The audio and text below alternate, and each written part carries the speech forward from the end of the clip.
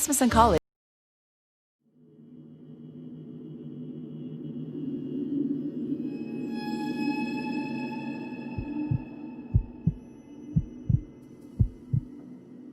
When I was 22, I got a job in New York City. Living in Jersey, however, there was no way I'd be able to do that commute daily, so moving was a necessity. Only thing, I didn't have a lot of money yet, so when I saw an ad on Craigslist for an available bedroom in an apartment in the Hell's Kitchen area for a really low price, I jumped on it. I took a ride to the city the next day to view the apartment, and the landlord gave me a quick tour of the place. The landlord himself seemed a bit socially awkward, but that didn't really matter at all. The place did come with a catch: I'd have a roommate. The landlord said he's a very quiet, to himself kind of person, which he said was good. My roommate's name would be Bren. The landlord knocked on Bren's door asking if he'd like to come out and say hello.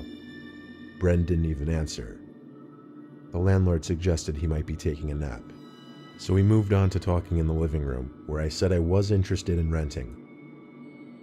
I signed an application, and the next day the landlord called and offered me the room. So I moved in the next week. My dad helped me unload all my furniture into my little room. Something odd to note was that never once did this Bren character come out during all this commotion to at least say hi. He was definitely home. We heard him moving around in his room. I came to the early realization that he probably wasn't going to be friendly at all. When we finished unloading the van, my dad left and I was alone, officially moved out. I sat in my bed and started watching Netflix on my laptop. Then I heard the door to Bren's room open and close. This seemed like my chance to go out and say hi. It was his first time leaving his room. I got out of my bed, but before I could even get to my bedroom door, the front door to the apartment slammed shut. I stepped outside to the living room, and no one was there. I didn't know what the deal with this Bren guy was, but surely he had to know we'd have to meet eventually. I went back to my room, ate a bowl of ramen, and went to sleep. I woke up when I heard the front door to the apartment close again. Then footsteps followed. The footsteps on the creaky wood floor made their way to the outside of my door, then stopped. I sat up and looked at the crack below the door. The outlines of feet could be seen through the light creeping in under the door. Why was he just standing out there like a creep? Of course I didn't say anything, I just waited for him to walk away.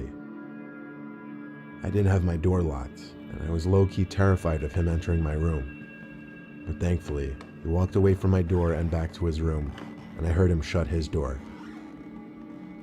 I tried to go to sleep, but all night all I heard were thumps coming from his room. I had no idea what he could possibly be doing. I was tempted to go knock on his door and tell him to keep it down, but I hadn't even met the guy yet, so I had to deal with it. Eventually I fell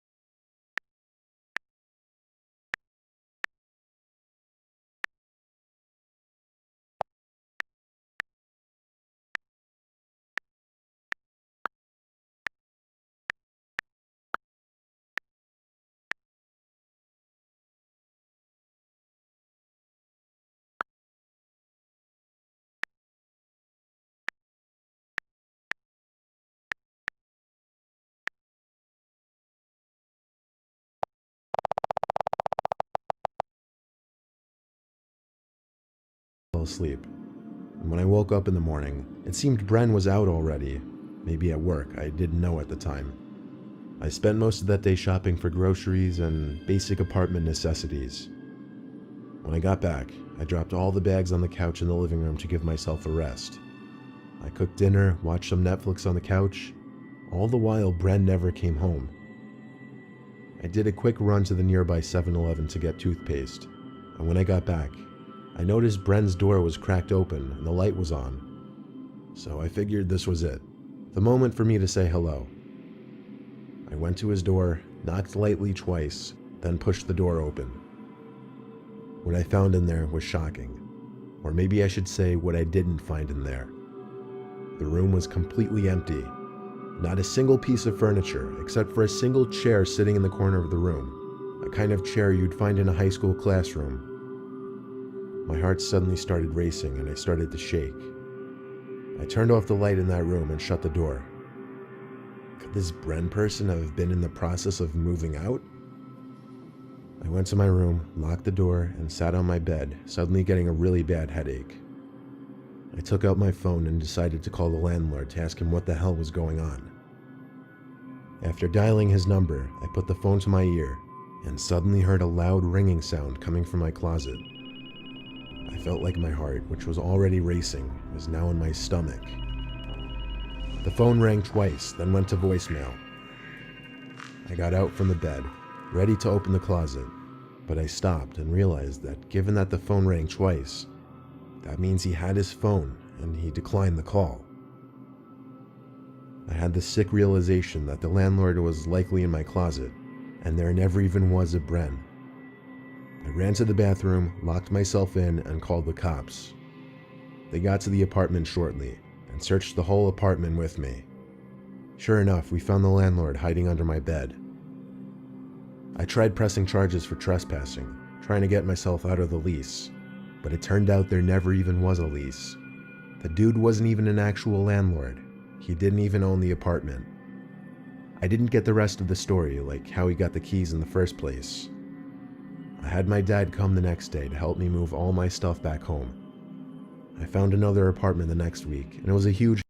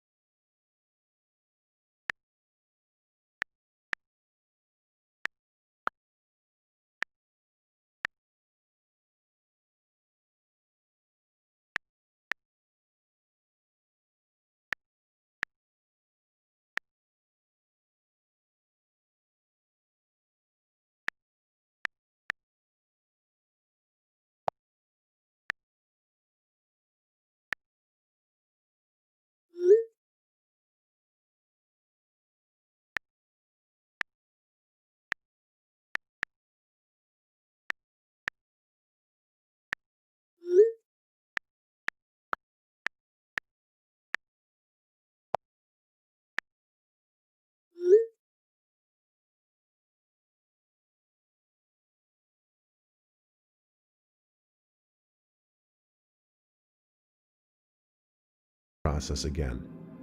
I knew from the start the so-called landlord gave off bad vibes, but who would have ever imagined the events that were about to take place?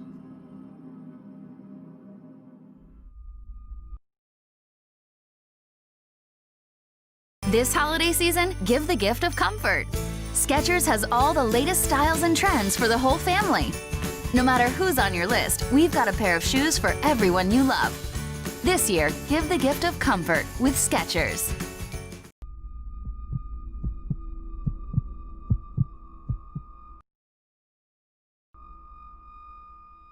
There was an ad on Zillow for a shared apartment near the chicken farm I worked at. I moved in because it was convenient and already furnished. I just dropped off my clothes and a mini dresser, and I already had a bed to sleep in the spare room. The man who was renting the room out to me was old. He was like 70 or something, and his name was Ben. It was a non-contractual agreement, meaning I'd pay him by the week, but he was more or less still a roommate. He was very old-fashioned, and that included everything in the house. I've never